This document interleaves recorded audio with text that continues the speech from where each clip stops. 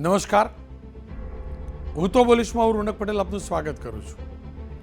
હું તો બોલીશના જે સતત 1655માં એપિસોડ અને 1655માં એપિસોડના બે મુદ્દા છે.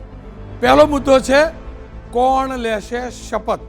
જી હા, શપથ રાજ્ય સરકારમાં મંત્રી તરીકેના, શપથ ભૂપેન્દ્ર પટેલની સરકારમાં મંત્રી તરીકેના.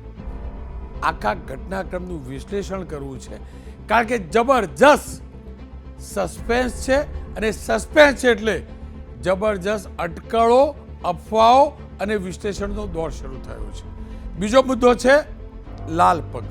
જી હા, લાલ પગ મારા ગુજરાતના એક વિસ્તારના નાગરિકોના પગના તળિયા લાલ થઈ ચૂક્યા છે પ્રદૂષણ માફિયાઓના પાપે, એટલે બોલવું છે. પણ શરૂઆત કરું કોણ લેશે શપથના મુદ્દાથી.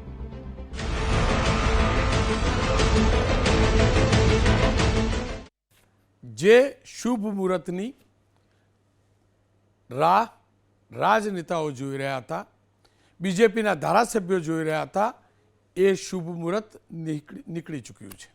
અને શુભ મુહૂર્ત છે આવતીકાલનું, એટલે કે વાઘ બારસનું બપોરે 11:30 વાગેનું.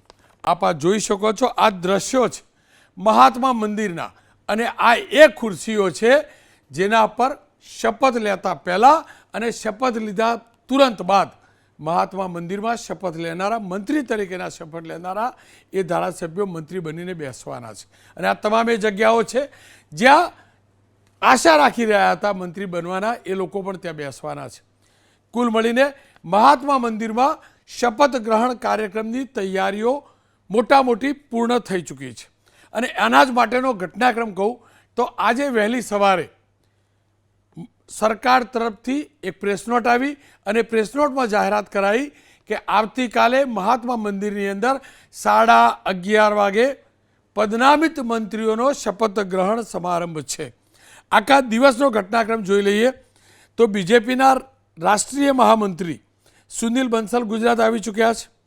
બપોરે 3 વાગે ભૂપેન્દ્રભાઈ પટેલ, 3 પણ એના પહેલાં જે મુંબઈ ગયા હતા એ મુંબઈથી પરત આવ્યા. પરત આવ્યા બાદ તેમને તમામ 16 મંત્રીઓ, એમના સાથી 16 મંત્રીઓ સાથે બેઠક કરી અને બેઠકની અંદર એ તમામ 16 મંત્રીઓને રાજીનામું આપવાનું કહ્યું. અને તમામ 16 મંત્રીઓએ વ્યવસ્થાના ભાગરૂપ, હું શબ્દ વાપરું છું, વ્યવસ્થાના ભાગરૂપ રાજીનામું આપ્યું. એ પત્ર તૈયાર હતો, એમાં સિગ્નેચર કરી ભૂપેન્દ્ર પટેલે એ રાજીનામું આપી દીધું છે. મોડી સાંજે બીજેપીના રાષ્ટ્રીય અધ્યક્ષ જેપી નડ્ડા પણ ગુજરાત આવી ચૂક્યા છે. અને કારણ છે આવતીકાલના મંત્રીમંડળની અંદર જે શપથ ગ્રહણ કાર્યક્રમ છે એમાં એ સામેલ થવાના છે. પક્ષના રાષ્ટ્રીય અધ્યક્ષ છે. આવતીકાલે 11:30 વાગે શપથ ગ્રહણ સમારંભ છે. પણ આ તમામની વચ્ચે 2 દિવસ માટે ગાંધીનગરમાં ઉપસ્થિત રહેવાનો જે બીજેપીનો આદેશ હતો ધારાસભ્યોને, ઠીક એ જ પ્રમાણે લગભગ તમામ ધારાસભ્યો પહોંચી ચૂક્યા છે. બીજેપીના તમામ આ બંને પણ જુઓ છો દ્રશ્યોમાં, આ બંનેને પણ અપેક્ષા હશે કે અમને પણ ફોન આવશે શપથ લેવાનો. સહજ અને સ્વાભાવિક છે, રાજનીતિમાં કોઈ પણ આવતું હોય એટલે મહત્વાકાંક્ષા લઈને જ આવતા હોય. પણ તમામ રાહ જોઈ રહ્યા છે કે ક્યારે તેમને શપથ માટે ફોન આવશે. પણ આ ફોન મુખ્યમંત્રીની ઓફિસથી અથવા તો પછી પ્રદેશ ભાજપના અધ્યક્ષના ત્યાંથી આવશે કે આવતીકાલે તમારે શપથ લેવાના છે. મને જે જાણકારી સૂત્રોથી આવતી નથી, પણ જે આખી વ્યવસ્થા ગોઠવાઈ છે એ પ્રમાણે જે જાણકારી મળી રહી છે એ પ્રકારે મોડી રાત્રે અથવા વહેલી સવારે જેમને જેમને શપથ લેવાના છે તેમને ફોન કરીને જાણકારી આપવામાં આવશે કે તમારે રાજ્ય સરકારની અંદર કેબિનેટ મંત્રી તરીકે કે રાજ્ય મંત્રી તરીકે શપથ લેવાના છે, આટલા વાગે આપે પધારવાનું છે મહાત્મા મંદિરની અંદર. આ તો થયો ઘટનાક્રમ. પણ કેમ કે તમામ 16 મંત્રીઓના રાજીનામા લેવાયા અથવા એમને રાજીનામા આપ્યા ત્યારે એક જબરજસ્ત સ્પેક્યુલેશન શરૂ થયું છે, અટકળોનું બજાર શરૂ થયું છે. અટકળો એ વાતની છે કે શું તમામ મંત્રીઓ બદલાવાના છે? કેટલાક લોકો હા કહે છે કે ભાઈ બધાએ રાજીનામું આપ્યું તો તમામ મંત્રીઓ બદલાશે.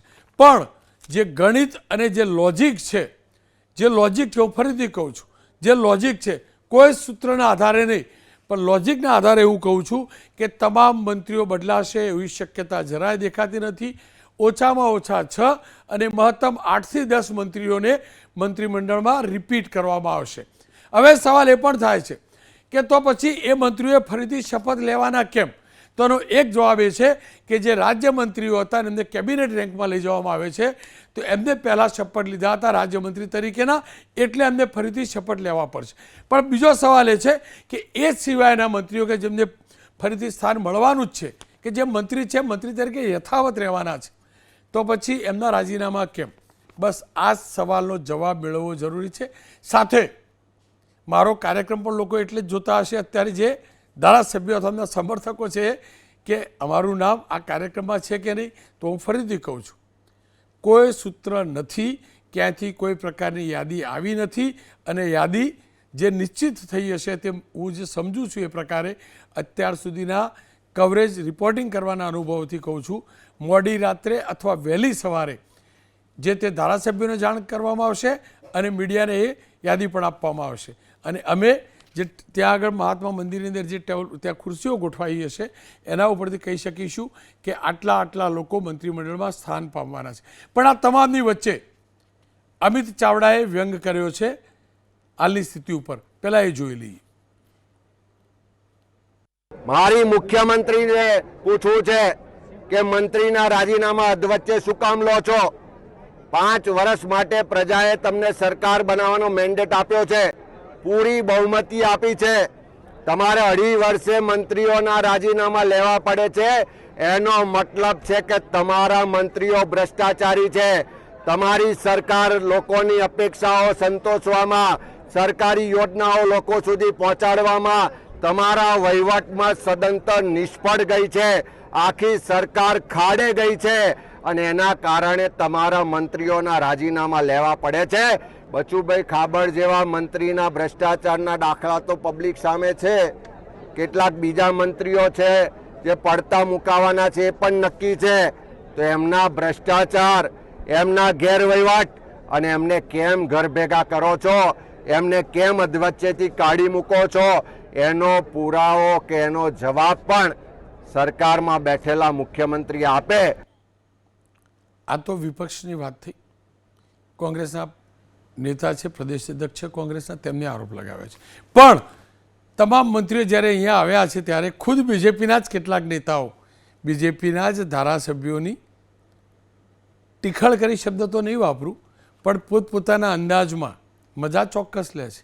રામભાઈ મોકરી આપ જાણો છો, સંસદ સભ્ય છે રાજ્યસભાના, તેમને કેવો વ્યંગ કર્યો ને એ જ વ્યંગ પણ નહીં, એમને પોતાની ભાષામાં પોતાની સ્ટાઇલમાં શું કહ્યું એ જોઈ લઈએ.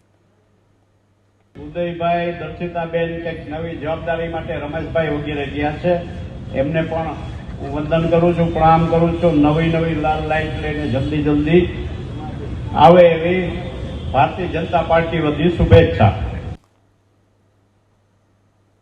આ જ મુદ્દે ચર્ચા કરવા મારી સાથે જોડાયા છે જનકભાઈ પુરોહિત, રાજકીય વિશ્લેષક છે અને કદાચ ગુજરાતની અંદર એ પત્રકારો પૈકીના છે જેમને મહદ અંશે હાલની પેઢીના જેટલા રાજનેતાઓ છે એમનો શપથ ગ્રહણ કાર્યક્રમ જોયો છે.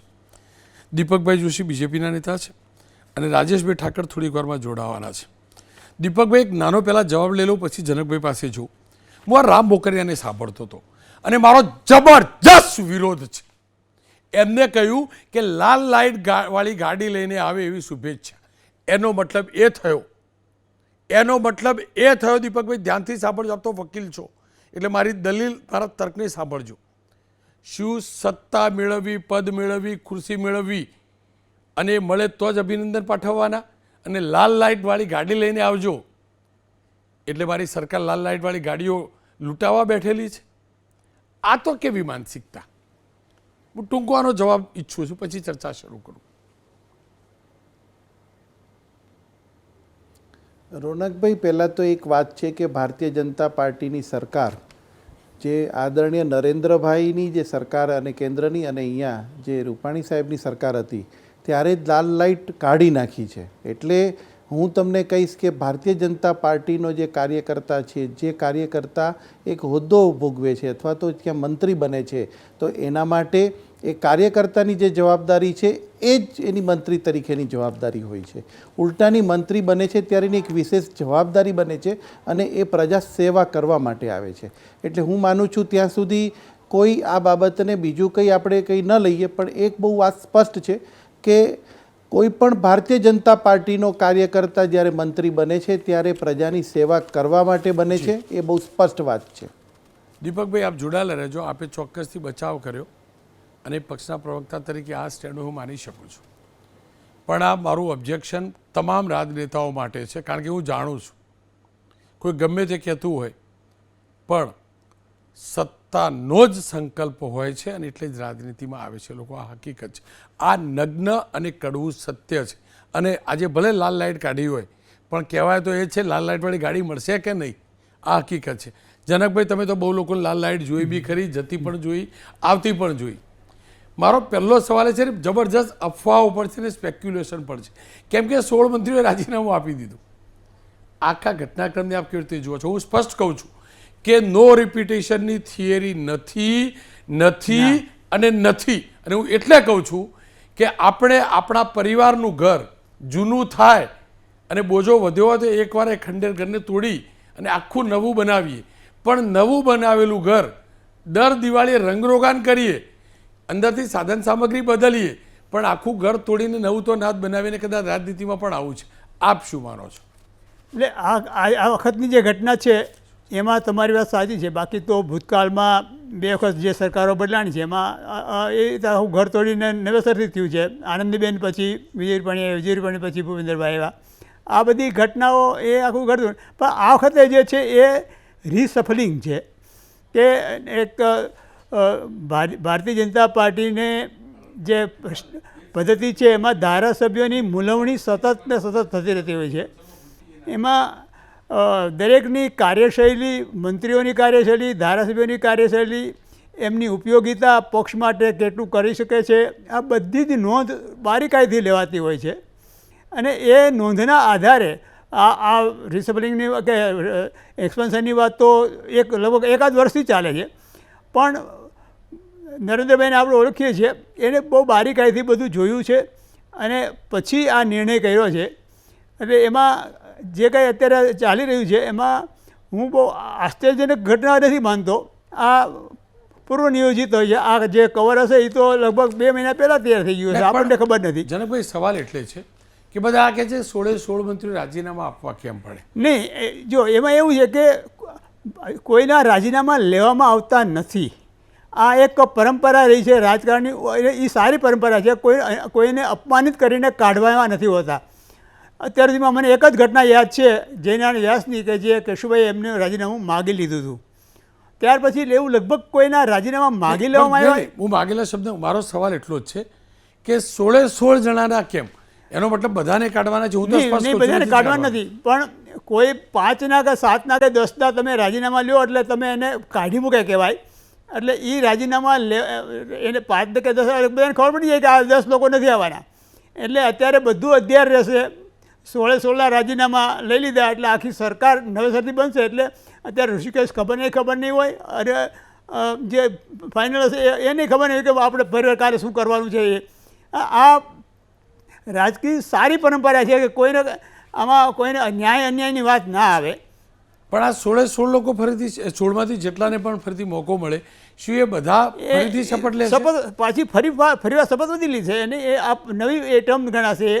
એ ફરીવારથી શપથ લેશે. એ બધા જ લોકો 16 જેવામાંથી પસંદ થશે, 16માંથી જેટલા પસંદ થશે અને બાકી જ્યાં નવા આવશે એ બધા સાથે સોગંદવિધિમાં આવશે. નહીં, પણ તો પછી આ મંત્રીમંડળનું વિસ્તરણ ના ગણાય ને? આ તો પુનઃગઠન કહેવાય. હું તો આ વિસ્તરણ તો છે જ ને, આ રિસફલિંગ જ છે. એટલે રિસફલિંગમાં તો બધાના જ રાજીનામા લેવામાં આવે છે. બધા રાજીનામા આપી દે, માગવાનું નથી. એક પ્રોસેસ હોય છે, એમાં બધા પોતે જાતે રાજીનામા આપી દે. એક જણ દરખાસ્ત મૂકે અને બધા રાજીનામા આપી દે. આ પરંપરા વર્ષોની રહી છે. એટલે એમાં કોઈ એકે રાજીનામું આપી દીધું કે 5 રાજીનામા આપ્યા એટલે 5 પડતા મુકાણા, એ વાત નથી. કે એવું લાગે કે રાજીનામું માગ્યા. આ તો તમામ મંત્રીઓ રાજીનામું આપી દે અને પછી નવેસરથી એની સોગંદવિધિ થતી હોય છે. આ પરંપરા વર્ષોથી છે. પણ જુઓ, દ્રશ્યો જોજો, ફૂલ સ્ક્રીન દ્રશ્યો જોજો. સ્વર્ણિમ સંકુલ SS1 અને SS2 SS1 કે જ્યાં કેબિનેટ રેન્કના મંત્રીઓ બેસે છે, અને SS2 જ્યાં રાજ્ય કક્ષાના મંત્રીઓ બેસતા હોય છે, એમના ઓફિસો હોય છે. કેટલાક મંત્રીઓએ ઓફિસ ખાલી પણ કરી દીધી છે. વ્યવસ્થાના ભાગરૂપ જો આ પ્લેટ પણ નીકળી ચૂકી છે અને કલર કામ પણ શરૂ થયું છે, રંગરોગાન રિનોવેશન પણ શરૂ થઈ ચૂક્યું છે. ત્યારે સવાલ એ છે કે જો આખી ઓફિસ ખાલી, માન્ય સાંસદ શ્રી ધારાસભ્યશ્રી આ લખેલું છે, આખી એક મંત્રીની ઓફિસ સંપૂર્ણ ખાલી છે, સંપૂર્ણ ખાલી. કારણ કે ધારાસભ્યોએ રાજીનામા આપ્યા છે ત્યારે ઓફિસ ખાલી છે અને ઓફિસની સાફ સફાઈ અને રંગરોગાન પણ અહીંયા શરૂ થઈ ચૂકી છે. ભૌમિક વ્યાસ ત્યાં પહોંચેલા છે એટલે સ્વાભાવિક રીતે દ્રશ્યો સીધા આવી રહ્યા છે. હાલ એબીપી અસ્મિતાની ટીમ ત્યાં છે, પણ આ જ પ્રકારની સ્થિતિ SS1 અને SS2ની છે. અને એટલે જ મારે જાણવું ને સમજવું છે દીપકભાઈ આપની પાસેથી, તમારો રાજકીય અનુભવ શું કહે છે? મંત્રીમંડળની અંદર કેટલા મંત્રીઓ જૂના જે હતા એમાંથી રિપીટ થશે અને કેટલા નવા ચહેરા આવશે? હું માત્ર આકલન કહું છું, જો હું ફરીથી કહું છું, કોઈના કોઈ સૂત્રો મારા નથી, તમારા નથી અને કદાચ એ મંત્રીઓના નથી.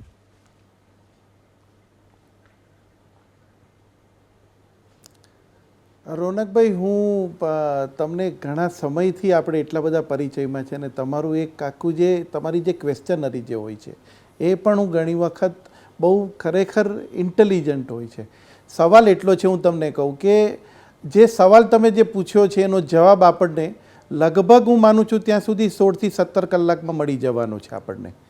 એટલે ઇફ એન્ડ બટ્સવાળી વાત કરવી એના કરતાં તો હું એવું માનું છું કે પ્રોડક્ટિવિટીવાળી વાતચીત કરીએ આપણે, કે જેની અંદર કંઈ તથ્ય હોય. કારણ કે કેટલા થશે, કેવી રીતે થશે, રાજ્ય કક્ષાના થશે, કેબિનેટના કેટલા થશે. કારણ કે જે બંધારણે જે આપણને એક મર્યાદા આપી છે 15%ની, એનાથી વિશેષ મોટી વધારે કોઈ વસ્તુ નહીં થઈ શકે. હા, કોણ થશે, કેવી રીતે થશે, મોવડી મંડળ પોતે અમારું વિચારે છે. પાર્લામેન્ટરી બોર્ડે બધા વિચારો કરીને દરેકને તક આપે છે અને કાર્યકર્તાને હંમેશા તક મળતી હોય છે. એ આ પાર્ટી છે જેની અંદર સંપૂર્ણપણે લોકશાહી છે ને દરેક કાર્યકર્તા એ પોતાની સંગઠનમાં હોય કે સરકારમાં હોય, બંનેની એક ઇક્વેલન્ટ એની પોસ્ટ હોય છે અને એની એક તાકાતથી, એક જવાબદારીથી, એક અનુશાસનથી એ પોતે કાર્ય કરતો હોય છે. દીપકભાઈ, આપની વાત સાચી, 15 થી 18 કલાકમાં, પણ દર 15 મિનિટે એક ધારાસભ્યનો ફોન આવે. અરે એનાથી વધુ કહું કે જે મંત્રી હતા ને અથવા છે ને એમનો ફોન આવે. હવે સવાલ એ છે કે એ પાર્ટી સાથે અમારે કોઈ જાજુ લેવા દેવા નથી સીધી રીતે રિપોર્ટિંગ સિવાય. અમારી જોડે ક્યાંથી જાણકારી હોય? અને જાણકારી હું હજી કહું તમને, કેન્દ્રીય નેતૃત્વ સિવાય કોઈ એમ કહેતું હોય કે મને આ વ્યક્તિએ કીધું તો સીધો હું તો સવાલ પૂછું છું, નરેન્દ્રભાઈ સાથે વાત થઈ, અમિતભાઈ સાથે વાત થઈ, જેપી નડ્ડાજી સાથે વાત થઈ, તો પછી તને કીધું કોને ભાઈ? એટલે તમારી વાત સંપૂર્ણ સાચી છે. અને રાજેશભાઈ, તમે તો સાક્ષી છો અને જાણો પણ છો આ સિસ્ટમ. તમે શું માનો છો? કોણ કોણ જાણતું હશે કે કાલે શું થવાનું? પેલું કે ન જાણે જાનકી ના થઈ, કાલે સવારે શું થવાનું? જો રોનકભાઈ, સૌથી પહેલાં તો તમે એમ કીધું કે મને આમાં ખબર નથી, પણ છેલ્લી આપણી જ્યારે ડિબેટ થઈ ત્યારે તમે મને છેલ્લી 10 સેકન્ડમાં એક સવાલ પૂછ્યો હતો કે વિસ્તરણ દિવાળી પછી કે પહેલાં. મેં કીધું હતું પછી, અને તમે કીધું હતું કે તમે ખોટા પડશો. હું આ વખતે તમારી સાથે સહમત નથી, તમે સાચા પડ્યા છો. એટલે એક તો તમને અભિનંદન. અડકઠે સાચું બી પ્રોબ્લેમ મહેસાણા કે અડકઠે ચાલી ગયું. એટલે કદાચ તમે નામ ચલાવશો તો એ પણ મને એવું લાગે છે કે સાચા પડી શકે. પણ સવાલ એ છે કે મંત્રીમંડળનું વિસ્તરણ તો થઈ રહ્યું છે, કોણ આવશે કોણ જશે એની ચર્ચાઓ પણ પુષ્કળ થઈ ગઈ છે. પણ આ વિસ્તરણ કરવા પાછળનું મૂળ કારણ શું, કે મૂળ શું એવી પરિસ્થિતિ હતી કે 2.5 વર્ષ પછી, બાકી ભારતીય જનતા પાર્ટીમાં આપણે જોયું છે કે 4 વર્ષ પછી છેલ્લા વર્ષની અંદર આ પ્રકારના નિર્ણયો લેવાતા હોય છે. એ વિજયભાઈ રૂપાણી વખતનો તમે કેસ જુઓ કે આગળ આનંદીબેન વાળો કેસ જુઓ. આ વખતે 2.5 વર્ષની ટર્મ પૂરી થયા પછી વિસ્તરણ અને એક્સપાન્શન બંને થઈ રહ્યા છે. એટલે 17 હતા એની જગ્યાએ 23 કરે, 24 કરે કે ફૂલ ક્વોરમવાળું મંત્રીમંડળ કરે. જે પ્રશ્નો હતા ધારાસભ્યોના કે ભાઈ અમારા કામ થતા નથી, મંત્રીઓ પાસે રજૂઆત કરીએ છીએ પછી અધિકારીઓ કામમાં વિલંબ કરે છે અને એનો પ્રજાનો રોષ અમારે બનવું પડે છે. આપણે તો એવું ઈચ્છીએ કે આ મંત્રીમંડળના વિસ્તાર 30 સેકન્ડ પૂરતા રોકો. મારી ટીમને કે હમણાં 2 સ્ક્રીન બતાવે, 2 ચહેરા હતા, યુવા ચહેરા. જો આ બંને વિશે ખાલી કહી શકતા હોય તો કહી દો, એમનું શું? અલ્પેશ ઠાકોર માટે હું થોડુંક લોજિકલી એવું વિચારું કે બની શકે કે એની શક્યતા હોય. હાર્દિક પટેલને હવે મંત્રી બનાવી અને કોઈ પાટીદાર ફેક્ટરની અંદર બહુ મોટી અસર ઊભી થઈ શકે એ પ્રકારની પરિસ્થિતિ હવે નથી. કારણ કે જે આંદોલન લઈને હાર્દિક પટેલ નીકળ્યા તે આંદોલનના સાથીઓ પણ અત્યારે એની સાથે નથી, અને જે આખું એક સમીકરણ બન્યું હતું કે એને લેવા માટેનું એ પૂરું થઈ ગયું છે, એનો ઉપયોગ નથી. ઠાકોર નેતાઓમાં ભારતીય જનતા પાર્ટીની પાસે હજી એવો કોઈ યુવા ચહેરો કે બહુ મોટો ચહેરો નથી, અને એટલા માટે અલ્પેશ ઠાકોરને લે તો એમાં બનાસકાંઠા અને ઉત્તર ગુજરાત બંનેનું પ્રતિનિધિત્વ આવી જાય. એ ગાંધીનગરથી છે, પણ એ બનાસકાંઠા અને ઉત્તર ગુજરાતના પણ ઠાકોરો ઉપર એમનું વર્ચસ્વ છે. એટલે આ બંનેની અંદરથી કોઈ એકને લેવાય એવી જો શક્યતા હોય તો હું અલ્પેશ ઠાકોરની શક્યતા વધારે જોઉં છું હાર્દિક પટેલ કરતાં. પણ પ્રશ્ન હજી પણ એ જ છે કે નવું મંત્રીમંડળ એ આ જે જૂના પ્રશ્નો હતા ધારાસભ્યોના કે ભાઈ અમારા કામ નથી થતા કે નથી, એને સોલ્યુશન આપી શકે એ પ્રકારનું મંત્રીમંડળ હશે. જૂના અને નવા બંનેના કોમ્બિનેશન કરીને આ મંત્રીમંડળ બનાવવામાં આવશે. કારણ કે હવે રોનકભાઈ 2027 સુધી ફરી કશું રિસફલ થાય કે વિસ્તરણ થાય એની શક્યતાઓ છે નહીં. એટલે 2027ના દૃષ્ટિકોણથી આપણે આ મંત્રીમંડળના વિસ્તરણને જોઈએ તો હું એવું સમજું છું કે પાર્ટી અનુભવી લોકો અને નવા લોકો, એમાં ખાસ કરીને 50-55 વયની મર્યાદાવાળા લોકો હોય એવાને વધારે સ્થાન આપશે. મહિલાઓનું પ્રતિનિધિત્વ વધારે આપણને જોવા મળે એવું પણ શક્ય થાય. અને એની સાથે સાથે જે સૌરાષ્ટ્ર એક ચેલેન્જ બનીને અત્યારે ઊભું થયું છે કે મધ્ય ગુજરાતનો આદિવાસી બેલ્ટ છે કે જેની અંદર આમ આદમી પાર્ટીના સ્વરૂપે એક વિપક્ષ હવે સળવળાટ લેતો હોય એવી પરિસ્થિતિ છે. તો એને કંટ્રોલ કરવા માટે પણ એ જગ્યાએથી વધારે પ્રતિનિધિત્વ મળે એવી શક્યતા હું જોઈ રહ્યો છું. જનકભાઈ જુઓ, સવારથી હું પહેલાં ચલાવતો, મારી ટીમ પણ ચલાવતી હતી, કોણ થશે આઉટ, કોણ થશે એક્ઝિટ. પછી મને કોઈએ સુજવાળ્યું, સાચું સુજાળ્યું કે દિવાળી કોઈની બગાડવાનો તને અધિકાર નથી. આઉટ કરવું છે તો થશે, નહીં તો આપણે કોણ ભાઈ, આપણે તો એમ્પાયર પણ નથી, આપણે તો ટેલિકાસ્ટ કરવાવાળા છીએ, એટલે એમાં ના પડવું જોઈએ. પણ હા, આપણે કોમેન્ટેટર તરીકે એ તો કહીએ ને કે હવે પછીના બોલમાં શું થશે. મારે તમારી પાસે એ જ જાણવું છે, હાલ જે મંત્રીમંડળમાં છે એમાંથી કોણ કોણ ફરીથી કાલે નજરે પડશે મંચ ઉપર? એટલે આમાં અમુક સિનિયરો છે જે જ્ઞાતિ સમીકરણ અને એની પરફોર્મન્સના આધારે અમુક તો લોકો તો રહેશે જ. એટલે ઋષિકેશ છે એ તો નિશ્ચિત બનાય છે. હર્ષ સંઘવી છે, બળવંતસિંહ માટે હું 100% નથી, પણ હું માનું છું કે હજી એને રાખે કદાચ એનું પરફોર્મન્સના આધારે. બાકી તો આમાંથી ઘણા બધા એવા છે કે જે એનું પરફોર્મન્સ છે પણ એની તબિયત ન સારી, કે કેટલાકના સામે આક્ષેપોને કારણે આ જે અમુક પડતા મુકાવાના છે. આ બધા એને જોતાં સિનિયરો 2-5 એમાં હજી રહેવાના એવું માનું છું કે બધા એમાંથી પડતા નહીં મુકાય. કનુભાઈ દેસાઈ માટે ઘણા બધા કીધું પડતા આપણે વિચારીએ કે ભાઈ એની નેગેટિવ કઈ બાબત છે, તો આપણે કોઈ એમાં ખાસ કંઈ જાણવા ન મળે. એને નાણાં વિભાગ પણ સારી રીતે સાચવો છે, સ્વભાવમાંથી કે વિવાદમાં નથી આવ્યા. અને તમે આમ બાકી રીતે વિચારીએ તો પણ તમે નવા નાણામંત્રી તરીકે તમે વિચાર કરો તો તમને કોઈ ધ્યાનમાં નહીં આવે જલ્દી. એટલે અમુક વાર જે મંત્રીઓ છે એને તો રાખવા પડે એવી સ્થિતિમાં છે જ. રાજેશભાઈ, યુવા ચહેરાની તમારી પાસે વાત કરી લઉં, અને સૌથી વધુ ચર્ચા, જો હું સ્પષ્ટ માનું છું, અનુભવના આધારે કહું છું, અહીંયા પાવડર લગાવું છું પણ જતા રહે એના ઉપરથી અનુભવથી કહું છું, જીતુભાઈ વાઘાણી હશે. પણ બીજી જે ચર્ચા છે જયેશ રાદડિયા, તમને શું લાગે છે જયેશ રાદડિયા સહિત કયા કયા યુવા ચહેરાઓ હોઈ શકે અથવા ન હોઈ શકે? જો જયેશ રાદડિયાની ચર્ચા એટલા માટે છે કે અમિતભાઈએ જે રીતે આપણે અહીંયા જગદીશ વિશ્વકર્માનું લોન્ચિંગ જેવી રીતે નિકોલમાં થયું હતું રોડ શો પછી, એવી રીતે જયેશ રાદડિયાનું પણ જે સહકારી સંમેલન હતું એની અંદર અમિત શાહે જે રીતે એમને ત્યાં આગળ રજૂ કર્યા હતા એના ઉપરથી એ ખબર પડતી હતી. બીજી વસ્તુ એ છે કે જે ત્યાં આગળ આ પાટીદારવાળા સેન્ટિમેન્ટ ખરડાયા છે આમ આદમી પાર્ટીના કારણે, એને કંટ્રોલ કરવા હોય તો જયેશ રાદડિયા જેવા યુવા નેતાની જરૂર પડે. એટલે જયેશ રાદડિયા એક નામ છે. બીજું નામ હમણાં આપણે જે ચર્ચ્યું એ ઠાકોર સમાજમાંથી ઇનકેસ આવે તો અલ્પેશ ઠાકોર આવી શકે. દક્ષિણ ગુજરાતની અંદર સંગીતા પાટીલનું એક નામ ચાલે છે. અમદાવાદમાં એક એવી શક્યતાઓ જોવાય છે કે દાખલા તરીકે જગદીશ વિશ્વકર્મા હવે પ્રદેશ પ્રમુખ થયા છે એટલે મંત્રીપદની જવાબદારીમાંથી મુક્ત કરે એમને, તો અમદાવાદ પૂર્વની અંદરથી પાયલ કુકરાણીનું એક નામ ચાલી રહ્યું છે યુવા અને મહિલા તરીકે, અને સિંધી સમાજનું એ પ્રતિનિધિત્વ કરે છે. માયાબેન કોડનાણી પછી એ સમાજને કોઈ પ્રતિનિધિત્વ મળ્યું નથી તો કદાચ ત્યાંથી આવી શકે. અમિત ઠાકરનું એક નામ ચાલી રહ્યું છે જે અમદાવાદની અંદરથી, કે એ પણ યુવા ચહેરો છે અને બ્રાહ્મણ સમાજની અંદરથી આવે છે, તો અમિત ઠાકરની એક ત્યાં ચર્ચા ચાલી રહી છે. બીજું જનકભાઈ જે કહે છે કે બળવંતસિંહ રાજપૂત દાખલા તરીકે અંદર છે, તેનો મતલબ આપણે એવો સમજવો પડે કે સીજે ચાવડા બહાર છે.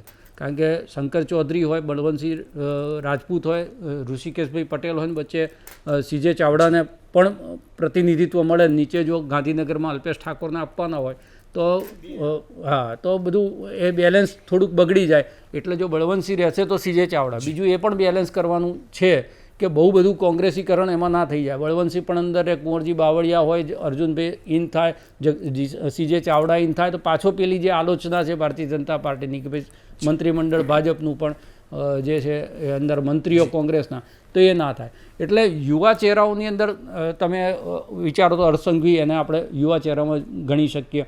50-55 વર્ષની વય છે ત્યાં સુધી રાજકારણની અંદર આપણે એને યુવા ચહેરા તરીકે ડિફાઇન કરતા આવીએ છીએ. એટલે બિલકુલ આની અંદર જે સિનિયર્સ લોકો છે, જેનો અનુભવ છે, જે જરૂરી છે સરકારની અંદર રહેવા માટે, એ લોકો રહેશે. એની સાથે સાથે એવા ઘણા બધા આપણને યુવા ચહેરા, કેટલાક એવા પણ જોવા મળે કે આપણને સરપ્રાઇઝ હોય કે બિલકુલ આની કલ્પના તમે ના કરી હોય, એવા ઘણા લોકો છે એ પણ મંત્રીમંડળની અંદર ઇન થઈ શકે. પણ સૌથી મોટું મંત્રીમંડળ વિસ્તરણની અંદર બેલેન્સ કરવાની જે કોશિશ છે એ સૌરાષ્ટ્ર રિજનની, મધ્ય ગુજરાતની એ વિશેષ રહેશે એવું મને લાગે છે. દીપકભાઈ, જુઓ, બંને રાજકીય વિશ્લેષકોની મારી જેટલી ઉંમર છે ને એટલું એમને આર્યું રિપોર્ટિંગ કર્યું છે અથવા વિશ્લેષણ કર્યું, પણ બંનેની વાતમાં એક કોમન વાતમાં નજરે પડી કે બધું બેલેન્સ કરવા છે. બંનેમાંથી કોઈએ એમ ના કહ્યું કે આ શિક્ષિત છે, એનો આ અનુભવ છે, એગ્રીકલ્ચરમાં જબરજસ્ત છે, સાયન્સમાં જબરજસ્ત છે, આ રોડ બિલ્ડિંગની જબરજસ્ત છે. તો એનો મતલબ એ થયો કે પાર્ટી વિથ ડિફરન્સ અથવા પેલું અલગ, આ બધું તો દેખાતું જ નથી. તો એવા કયા લોકો હોઈ શકે જે ખરેખર જ્ઞાતિવાદ, જોનવાદ આ બધાથી પર રહી, એવા કયા કયા ચહેરા હોઈ શકે, એવા કયા કયા ચહેરા હોઈ શકે આ બધાથી પર રહીને ભૂપેન્દ્રભાઈ પટેલની કેબિનેટની બેઠકમાં એ સ્થાન લઈ શકે અથવા કેબિનેટમાં પહોંચી શકે?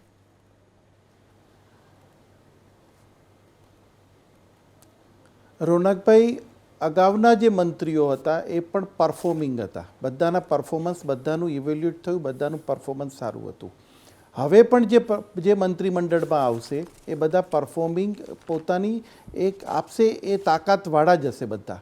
અને એક વાત છે એ જે કોમન આવી, એમાં એક વાત હું કહીશ કે દરેક વિસ્તારને ન્યાય મળે, દરેક વિસ્તારના ને પ્રતિનિધિત્વ મળે, એ આસ્પેક્ટ જોવાતો હોય છે. પણ એક ભારતીય જનતા પાર્ટીની અંદર એક બહુ સ્પષ્ટ છે કે પરફોર્મિંગ જે આપે છે, પરફોર્મન્સ જે આપે છે, જે પ્રજાની અપેક્ષાઓ પૂરી પાડે છે, એવી વ્યક્તિઓને હંમેશા સ્થાન મળતું હોય છે. અને હું તમને કહીશ કે ભારતીય જનતા પાર્ટીના દરેક કાર્યકર્તાનું ઘડતર જ એવી રીતે થતું હોય છે કે એણે પ્રજાની વચ્ચે રહેવું, પ્રજાના પ્રશ્નોને વાચા આપવી.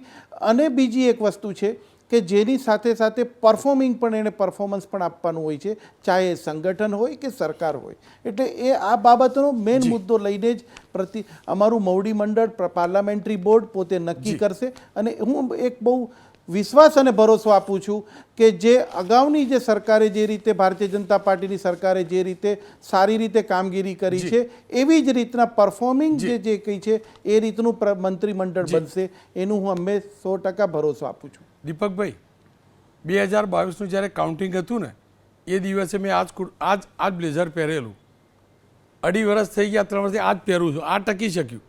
પણ એવું તો શું થયું? તમે કહો છો પરફોર્મન્સ, મારા આનું પરફોર્મન્સ સારું રહ્યું, તો એવું તો શું થયું કે 3 વર્ષમાં પરફોર્મન્સ ખરાબ થયું અને આઉટ કરવા પડશે? એ પણ તો કહી દો. હું બ્લેઝર નહીં બદલતો. રોનકભાઈ, હું માનું છું ત્યાં સુધી આ જે રીસફલિંગ અથવા તો જે ચેન્જીસ આવે છે એનો અર્થ એવો નથી કે નોન પરફોર્મિંગ કે પેલું રીતનું છે. દરેક કાર્યકર્તાને તક મળવી જોઈએ, દરેકને તક મળવી જોઈએ, અને દરેકને પોતાનું પરફોર્મન્સ બતાવવાની પણ તક મળવી જોઈએ. એ ભારતીય જનતા પાર્ટી પોતે માને છે કે નહીં કે જેનું પરફોર્મન્સ નથી, કે જે કે મેં ચર્ચાઓ સાંભળી, પણ હું એવું બહુ સ્પષ્ટ વાતચીત કરું છું કે દરેક ક્ષેત્રને પ્રતિનિધિત્વ મળવું જોઈએ, દરેકને પોતાની એક તક મળવી જોઈએ. અને એ પ્રમાણે ભારતીય જનતા પાર્ટી પોતે આ રીતનું મવડી મંડળ નક્કી કરતું હોય. બિલકુલ. દીપકભાઈ, તમે પ્રોપર બચાવ કર્યો, તમારો અધિકાર પણ છે, પણ જનકભાઈ એકદમ ફાસ્ટ રેપિડ રાઉન્ડ રમી લે. કારણ સિવાય સૌરાષ્ટ્રમાંથી કોણ કોણ મંત્રી હોઈ શકે? જો સૌરાષ્ટ્રમાં અત્યારે સૌથી પડકારરૂપ છે ને સૌરાષ્ટ્ર છે અત્યારે, અને એમાં આમ આદમી પાર્ટીની વિસાવદરવાળી શબ્દ ચાલ્યો છે, ત્યાર પછી વધારે ભાજપ એલર્ટ થઈ ગયું છે. એટલે પાટીદાર ફેક્ટર તો અચૂક રહેવાનું જ છે. એવા જીતુ વાઘાણી છે, જયેશ રાદડિયા છે, એ તો લગભગ નક્કી માનવામાં આવે છે કે ભાઈ તમારે સૌરાષ્ટ્ર વિસાવદરવાળી કે ન થવા દેવી તો આ બે મજબૂત પાટીદાર નેતાઓની જરૂર છે.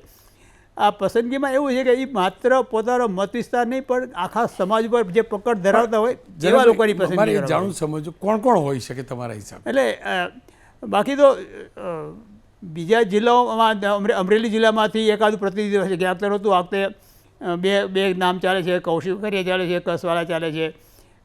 એમાંથી કોઈ આવી શકે છે, અમરેલી જિલ્લામાંથી આવી શકે છે.